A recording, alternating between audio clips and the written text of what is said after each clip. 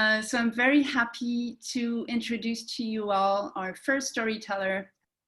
She is a Canadian storyteller and sometimes stand-up comic living in Toronto. And please welcome to the screen, Elaine Gold.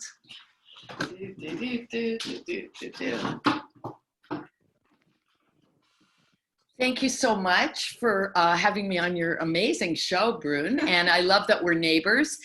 My story is goes back about 38 years. And I found out that I was a single mom. Well, I was about to become a single mom. And it was a huge moment for me because, you know, I wanted to have children. I wasn't involved in a relationship, but I had been, obviously, I'd been having sex with somebody to get me into this situation. And the man was a lot older than me. He clearly wanted no involvement.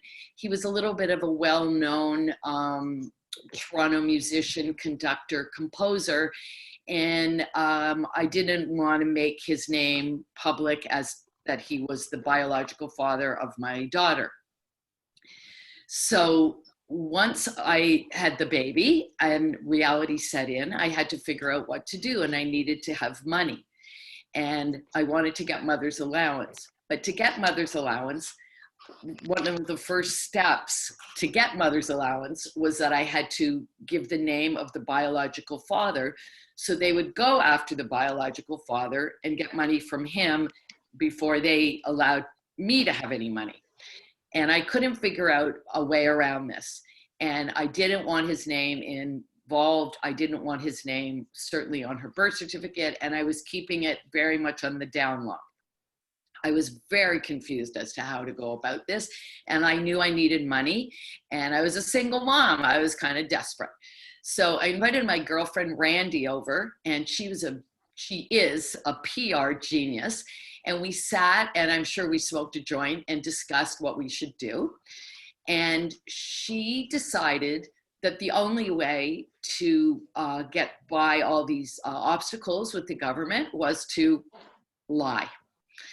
And I thought, okay. So she said, you have to make up somebody. You have to make up a person and create a whole scenario and a whole thing about them so that you can tell the government this, and then they will give you the money. So she made up a name. His name, the man that I was deeply connected with was Zvi, Z-V-I. Zvi and I were very close. Well, we didn't know each other at first, but he was a friend of a friend, and he was from Israel. And he had said he was coming to Toronto to travel around, and a friend of a friend of a friend said, oh, I know a woman in Toronto. Why don't you go and meet her, and it'll be something interesting to do. So yes, Zvi did come to Toronto for one amazing weekend. And we spent the entire weekend together, making love and staring into each other's eyes and listening to, you know, a lot of Joni Mitchell and Jesse Cohen Young, and, you know, drinking wine and imagining, you know, an imaginary life together. And it was incredible because, you know, not long after he left, I found out that, yes, I was pregnant with our love child, I'll call it. When he left Toronto, he didn't say where he was going. In fact, he never told me his last name. And he went to go travel around the United States, never to be seen or found again. Okay, so that was my story.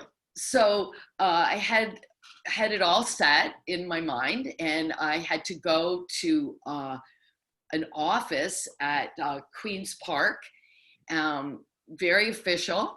Well, obviously I took my baby, who at this point, I think she was about 8 months old, and I put her in the stroller, and I brought my aunt with me just for moral support. And I said to my aunt, before we entered the room, I said, just so you know, you're about to hear just a whole bunch of bullshit.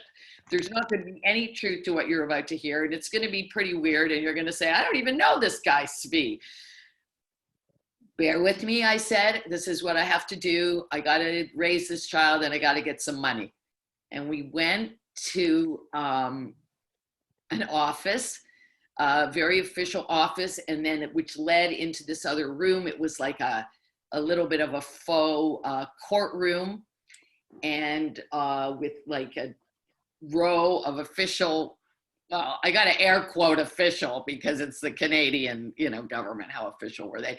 And there were people that worked for, welfare, mother's allowance, and they're all sitting, in a row asking me questions about my daughter's biological father, Svi. What is the color of his hair? What is the color of his eyes?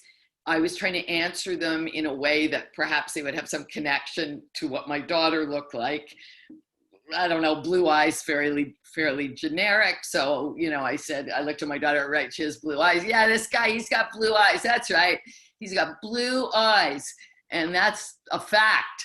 And he had, I said he had brown hair. And everyone's got brown hair. And so then they started asking me about how we had spent the weekend.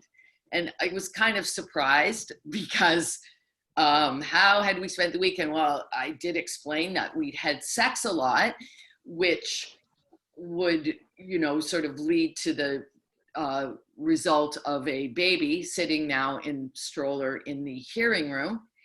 And what had we done and where did we go?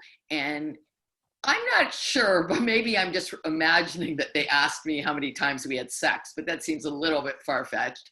But there was a lot of questions about that, and they wanted to know his last name so they could get in touch with him, and did I have a phone number for him, and where was he now, and did I know any of the friends that he knew? And my answer to all these things was negative because I was actually starting to forget that he was a fictional character. And in my mind, I had had this big romantic weekend with somebody that didn't exist. And he had become, in my mind, my daughter's biological father. And he was sweet and he was loving. And we'd had this whole romantic weekend, which I did relay to the board of this hearing. And they asked me, so many questions, and it was very intense. And then they said, we're going to have to think about it, and we can't give you an answer now, and we need to find this man so we can pursue him and get money from him, and then we will be able to give you money. Now, I knew they would never be able to find him because he didn't exist.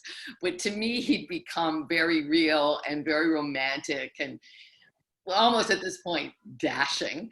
And, I started to feel sad and I almost started to miss him because he was gone. And well, although he was never here, but he was gone. And I said he was now traveling in the United States and we were never going to see each other again.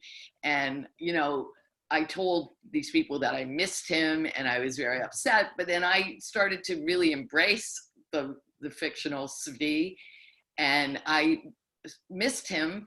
And he was gone forever, I told them. And so, I don't know, I guess my acting was pretty good. And my aunt being there added some solidarity to it. And so a few weeks later, I did get a notice that I was going to get mother's allowance. And it was all good, although I have to say that for a long time, and maybe even still now, even though my daughter's almost 38, I still miss Svi, and I know I'll never find him. Thank you.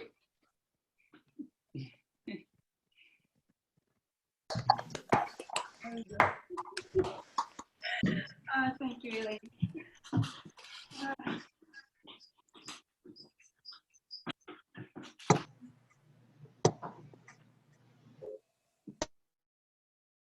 There. All right.